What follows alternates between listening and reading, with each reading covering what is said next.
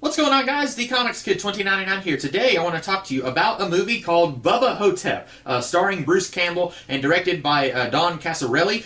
If that name maybe sounds familiar to you fantasy fans, he directed the first Beastmaster movie, which kind of surprised me. I have been on a little bit of a Bruce Campbell kick lately, kind of accidentally. I watched the first three Evil Dead movies. I watched all of Burn Notice that he co-starred in. I watched The Adventures of Briscoe County Jr., which I might do a video on someday maybe. And then I watched this movie, and it wasn't really intentional. I wasn't like, I just want to watch all of Bruce Campbell's filmography. These were all things that I wanted to watch anyway, and they just happened to star one guy. And watching this reminds me of someone on YouTube once. They were talking about some movie, and I don't remember what it was, and then they went on a little bit of a side rant to talk about the movie Signs, starring Mel Gibson and directed by M. Night Shyamalan. And effectively what they said was, why does this alien invasion movie have to have so much about Mel Gibson's character going through a crisis of faith? That was basically their complaint about the movie Signs. And my thought on that was, that's what this movie is about. Signs is about Mel Gibson going through a crisis of faith and having to decide if he's going to go back to his religion or abandon it completely. That is the core of the movie. And then they just throw the alien invasion stuff on to draw in the audiences. But what it's actually about is his crisis of faith. And so someone asking, why is all that stuff in there? That's kind of like saying, why does this cake have so much cake? Why can't we just have frosting? That's kind of what it seemed like to me. And watching Bubba Hotep, I was drawn in by the premise of Elvis Presley fighting a mummy. Elvis Presley is played by Bruce Campbell,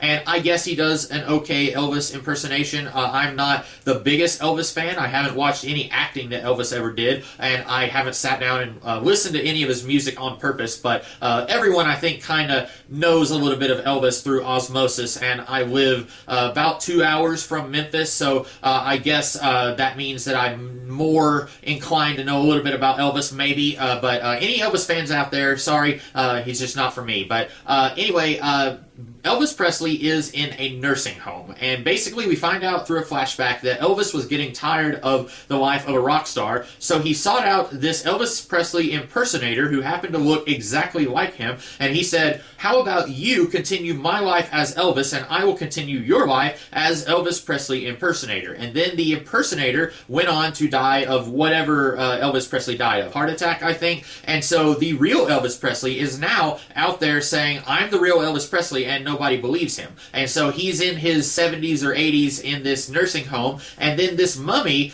is coming and killing people at the nursing home. And there's one guy there, a black man, who believes that he is actually John F. Kennedy, and I guess we're meant to think that he really is John F. Kennedy. Maybe they swapped brains. At one point he says that they dyed his skin, but he also has a scar on the back of his head, which made me think that they just swapped brains and bodies. But anyway, I guess since this other guy, we're meant to believe he really is Elvis Presley, maybe, since there's a flashback showing Elvis swapping with the impersonator. I guess that means we're also meant to believe that the black guy really is John F. Kennedy. But anyway, they have to team up to fight this mummy and stop him from killing all these people. And that is what drew me in. I thought that is a deliciously schlocky premise. I am all here for it, and it doesn't really do much with that. This is mostly about it really sucks being old, and I did not enjoy that. Now, that is the premise of the movie, is it really sucks being old. That's kind of like what I was saying earlier about Signs. Signs is a movie about a man going through a crisis of faith, and if you don't like that, that movie is not for you. The alien invasion is just the icing on the cake. In this case, Elvis Presley fighting a mummy is the icing on the cake. The cake itself is about how it sucks when you're in a nursing home and nobody cares about you.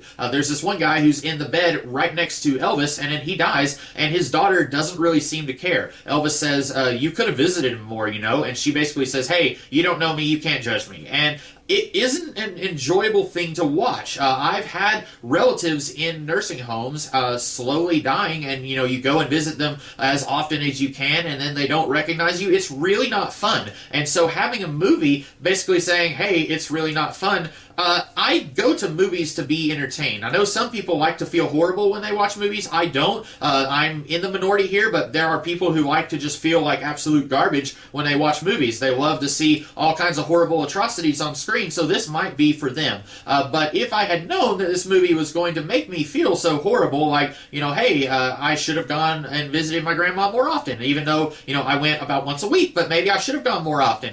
That kind of thing. I wouldn't have bought this. I don't think I would have even given it the time of day if I had known that that was what this was. And I know this is a little bit of real talk here, but it's kind of hard to review this movie whenever I didn't even know what it was going to be about other than Elvis Presley fighting a mummy. And I wish there was more of that. I wish there was more fun, adventurous, goofy, kind of campy adventure stuff. I don't know how to describe it, what I was expecting, what to compare it to, but there are other things out there that I guess are more similar to what I was expecting, and this was really just a depressing look at how it sucks to be old, and there's really no happy ending here. So maybe this is something you'll enjoy. Apparently, I think Roger Ebert was alive when this came out, and apparently he said this was some of Bruce Campbell's best acting. It's hard to really measure that because a lot of his acting is just him kind of, I've got a big chin and I'm hamming it up for the camera, and he's not doing as much of that here. I did see some more heart-wrenching stuff, in my opinion, in Burn Notice from him. So I don't know if I would say this is his absolute best acting, but when you compare it to everything else he's done, maybe. But I thought this was okay. It was a pretty low-budget movie, only $500,000, which it's hard for me to think of other movies and their budgets and then compare it to this, because most big-budget movies are going to be multi-hundred million dollar movies, like $400 million movies, and so this is not even a pebble in the water compared to all of those movies, but it still felt really low budget. I've seen pilot episodes of TV shows that felt bigger and more epic than this, and so I was a little disappointed that a lot of it was just Elvis walking around with a walker and John F. Kennedy in a wheelchair, and then there's a mummy, and then he goes through the wall real quick before you can really see a lot of it. So this movie wasn't for me, and I can't fault the movie for doing what it wants to do. It's just that I was not interested in what it wanted to do. But maybe, if you are one of those people who loves to feel like garbage when you watch movies, you might really enjoy Bubba Hotep. And apparently it's based on a book. I was reading up on it, and apparently John Dillinger was supposed to be in it, but John Dillinger as a woman. And I can't tell if the book was like a short story, or a full-on novel, or a comic book. I don't know. But apparently there was source material for this, but since this movie is so not well known, I couldn't even find any information on the source material. So I don't know if it compares to that or not. But anyway, that is my thoughts on Bubba Hotep. I hope you guys enjoyed me trying to make you cry your eyes out watching this video, thinking about how we're all getting older, and I'm getting older too.